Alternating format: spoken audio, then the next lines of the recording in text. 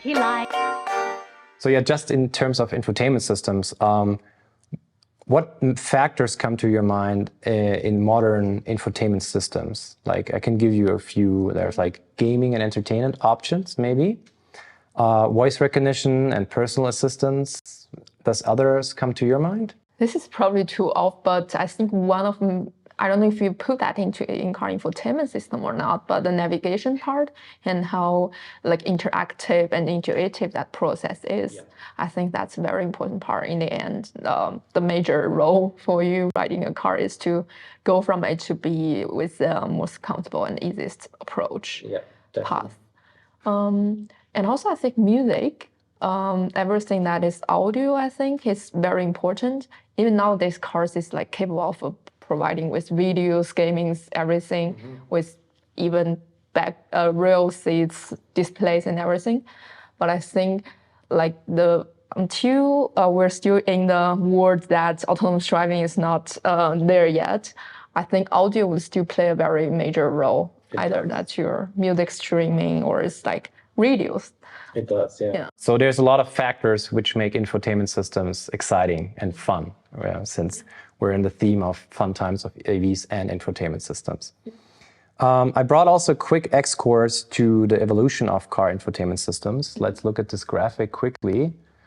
So I don't think that this graphic is like the end-all be-all, but it's one direction where we can look at. So 1990s, we had the built-in GPS thing and navigation already. 1996, which is the OnStar system. That's one of the first things to be connected. You know that, OnStar? The remote assistant, right? Is it what they're doing? Yeah, or I think it's Mercedes calls it e-call, emergency call. Back in the day, in terms of connected cars, by technological definition, it has been a connected car, but it's not what we mean nowadays, I guess, with connected cars. Yeah.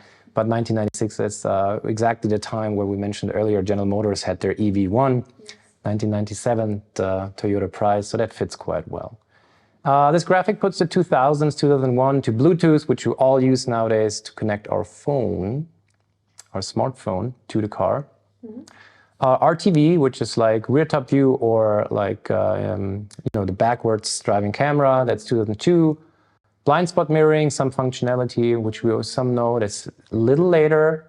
And then 2012, the first license for autonomous car, but that was, as we see the picture, it's one of those Google cars, which they use in some areas already, let them drive around themselves. Quite late, from my personal feeling, 2018, the cell phone ASCII. I guess there's many reasons to that. I brought another graphic which brings the same stuff in another thing, and we can go from left to right. The 1930s, it starts a little more early. The radio with the AM. Important audio things, yes. I do agree. I couldn't agree more. I found that funny that you had in the 50s record players in a car, Not even a CD, it's a record player. Yeah, these vinyl, very cool. I don't know how they did the whole, anti-shaking thing. Probably the quality is really shaking. Yeah. And then 1960s, the 8-track cassettes and, stereo system in the car other than just a mono player. There's a problem with Android Auto and Apple CarPlay, which, they solved a lot of problems of the entertainment factor of the infotainment system. And you can use even the new of their like built-in, Google Maps or Waze or Apple Maps, all of these systems, and you don't have to rely on the sometimes not as good navigation systems which are built in from the manufacturers, from the OEMs. That's discussable, but I'm just saying you were able to use that.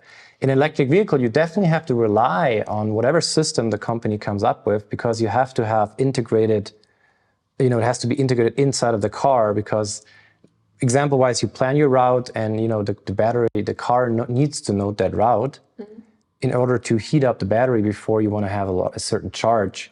And that's something that wouldn't happen if you just connect your phone via Apple CarPlay yet. Like Apple is trying their thing to get into this information of the car, but so far it only goes, mirroring. To this point, I actually want to share a very interesting story on the navigation, because we're talking about all the mappings, how important and integrated they are nowadays. Like I still remember when I was younger, like my parents and I, we love go on road trip. I remember me sitting on the passenger seat, actually holding a map and tell me that, okay, now you need to turn. Yeah. Of course, if you buy like map books, or I don't know if you call them map books, that you have really books, and you can like and then you have zoomed in maps. No, it's actually a book. Oh, okay. And so you have a bigger like map with a larger scale, and then you have really like for this city, we're really using that on the road trip because of course we didn't have like in-car infotainment.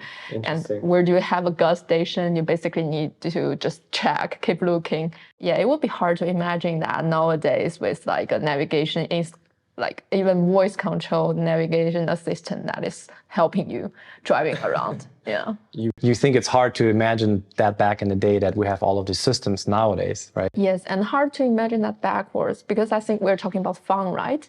I think for me, fun also comes with this quality time, and that is quite kind of quality time. It's like you're working together, like to navigate your car. That developed naturally, and I think nowadays, there's a lot of new things they want to offer you again to interact with each other. That's the way we're heading to in terms of autonomous driving. We have the time to sit together in the car. I think it's like going back to totally automated and then back to this in-person interactive. Yeah, once we have it fully automated, we can finally talk to each other again. Until then, you are like having your own screen, even as a passenger, and all of that development.